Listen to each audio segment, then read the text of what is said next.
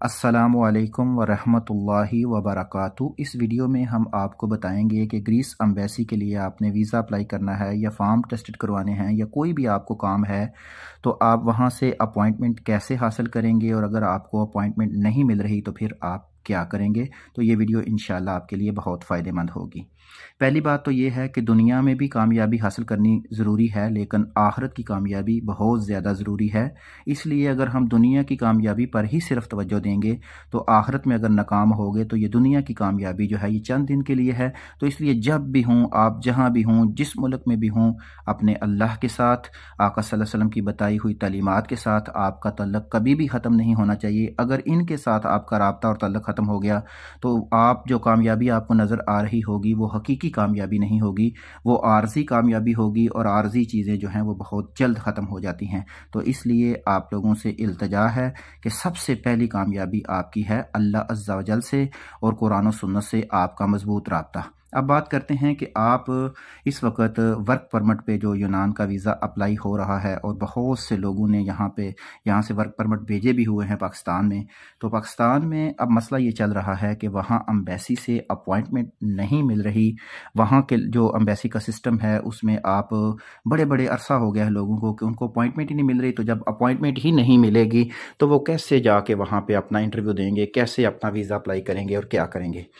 इसके लिए मसला ये है कि पहली बात तो ये है कि बहुत से लोग सवाल करते हैं कि हमारा वीज़ा भी अप्लाई कर दें, हमारा भी अप्लाई कर दें। फ़िलहाल यूनान ने वीज़े जो हैं वो अभी बंद किए हुए हैं वर्क परमिट वाले। बाकी फैमिली वीज़े या शेंगन वीज़ा या जितने भी दूसरे वीज़े हैं वो ओपन हैं। जो वर्क परमिट वाले वीज़े हैं वो इस वजह से बंद हैं कि वो देखें कि साल 2022 में उन्होंने कितने लोगों को वीज़ा भेजा, कितने लोगों उस पे आए, कितने रिजेक्ट हुए, फिर उसके मुताबिक वो अपना जो नया रद्द अमल है उसको निकालेंगे। फिर तमाम ऑफिस वगैरह में वो बताएंगे कि इतने बंदे जो हैं वो हमें फ़लाँ शोबे में चाहिए, इतने फ़लाँ शोबे में चाहिए।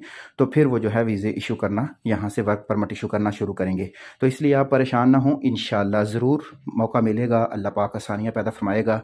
और जो लोग आना चाहते हैं वो कोशिश जारी रखेंगे तो उनके लिए कोई ना कोई असबाब ज़रूर पैदा हो जाएगा। अब बात यह है कि ग्रीस एम्बेसी से जब आपने अपॉइंटमेंट लेनी है तो आपको वेबसाइट उन्होंने दी हुई है, जो मैं आप वीडियो की सूरत में वीडियो के एंड में आपको बता दूंगा कि उसको किस तरह इस्तेमाल किया जाता है और उससे किस तरह अपॉइंटमेंट ली जाती है। लेकिन मैंने भी जैसे वीडियो में भी बताया है और ख़ुद भी देखा है कि वहाँ से भी अपॉइंटमेंट मिलना बहुत मुश्किल हो चुका है।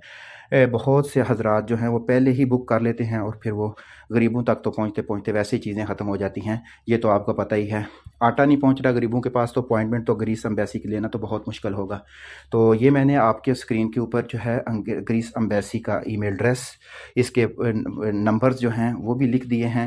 अब इनमें ये फ़ोन उठाते तो अपनी मर्ज़ी से हैं, वैसे मेरी इन ऊपर वाले नंबरों से जो है, नीचे तो फैक्स नंबर है और ये मोबाइल नंबर मेरा है पावर ऑफ आ रहा है, पता नहीं आप कभी ओपन करते हैं या नहीं, लेकिन ऊपर वाले नंबरों में से मेरी बात एम्बेसी में हो चुकी है। बाज़ दफ़ा ट्राई करते रहना चाहिए, अगर वो उठा लें तो बड़ी बात है, वरना काफ़ी मुश्किल होता है। लेकिन मैंने नंबर आपको बता दिए ताकि अगर कोई परेशान बंदा हो तो वो ट्राई करता रहे, शायद कोई असबाब बन जाए। इसका एक जो आसान तरीका जो है ना वो ये है कि वर्क परमिट जिस ग्रीक यहाँ से जिसने आपको भेजा हुआ है, यकीनन वो या तो वकील के थ्रू भेजा जाता है या फिर किसी ग्रीक जो एम्प्लॉयर है जिसने आपको बुलाना है वो जो है वो पेपर्स भेजता है तो वहाँ एम्बेसी में, तो जिससे रब्ता करके ये सारा सिलसिला होता है। तो आपका सबसे बेहतरीन तरीका ये है, अगर आपको इन सारी सूरतों के बाद भी एम्बेसी से अपॉइंटमेंट नहीं मिलती, क्योंकि इस वक्त अपॉइंटमेंट में लोग बहुत ज़्यादा पैसे भी ले रहे हैं और बहुत ज़्यादा परेशान भी हैं, तो आप ऐसा करें कि आप जिस एम्प्लॉयर ने या जो बंदा आपका ग्रीस में है उससे रब्ता करें और उससे कहें कि वो यहाँ से एम्बेसी को मेल करें कि हमारा बंदा है, उसको इतना अरसा हो चुका है अपॉइंटमेंट भेजे हुए और हम उसका वीज़ा लगवा के यहाँ मंगवाना चाहते हैं, क्योंकि हमें उसकी ज़रूरत है, वो यहाँ आएगा, काम करेगा तो हमारा काम चलेगा। तो आप जो है उनसे रब्ता करके वो यहाँ से मेल करेगा ग्रीस एम्बेसी को कि मेरा ये बंदा है, इसको जल्दी जल्दी अपॉइंटमेंट दी जाए। तो वहाँ फिर ग्रीस एम्बेसी इस मालिक को कहेगी कि फ़लाँ फ़लाँ दिन को जो है वो अपने बंदे को भेज दें। तो ये अपॉइंटमेंट लेने का बिल्कुल आसान तरीका है। यहाँ से ये हो सकता है कि आपका काम जल्दी हो जाए। वैसे इस वक्त बहुत सी उलझने हैं, लेकिन आपने परेशान नहीं होना। अगर आपका रिज़्क यहाँ पे लिखा हुआ है तो अपॉइंटमेंट भी मिलेगी और आप ज़रूर आएंगे। लेकिन यह है कि हिकमत अमली इख्तियार करना तो हमारे हाथ में है। हर तरह की हिकमत अमली इख्तियार करने की कोशिश करें, जो भी लग जाए तो वहाँ से आप अपॉइंटमेंट लेके तो यहाँ आ सकते हैं। लेकिन बेहतरीन तरीका यही है कि आप अपने जो एम्प्लॉयर है उससे रब्ता करके उसे कहें कि वो एम्बेसी को मेल करे और आपकी अपॉइंटमेंट लेने के लिए। तो ग्रीस एम्बेसी में जब हम यहाँ पे क्लिक करेंगे कि ग्रीस एम्बेसी इस्लामाबाद अपॉइंटमेंट, तो यहाँ पर इस तरह का पेज हमारे पास खुलेगा। ये अपॉइंटमेंट की जो वेबसाइट है वो ये है। इस पे ऊपर हम क्लिक करते हैं तो ये आपके सामने आ गया है। आपके सामने अब इसमें ये वीज़ा है। पहला जो वीज़ा है, अगर आपने बर्थ सर्टिफिकेट या कोई चीज़ें जो है वो टेस्टेड करवानी हैं तो उसके लिए आपने यहाँ पे बुक नो पे क्लिक करना है। अगर आपने अप्लाई फ़ॉर वीज़ा करना है तो आपने यहाँ पे क्लिक करना है। अगर आपने शेंगन वीज़ा अप्लाई करना है जो ऑल यूरोपियन कंट्रीज़ के लिए होता है तो आपने यहाँ पे क्लिक करना है। और अगर आपने अदर सर्विसेज हासिल करनी है तो आपने यहाँ पे क्लिक करना है।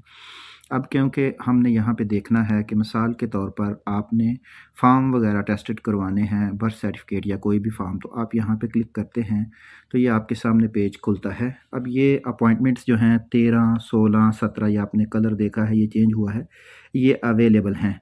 तो जब हम इनके ऊपर क्लिक करते हैं तो ये आप देखेंगे तो यहाँ से ये आपको नज़र आ रहा है कि ये बुक हो चुकी हैं।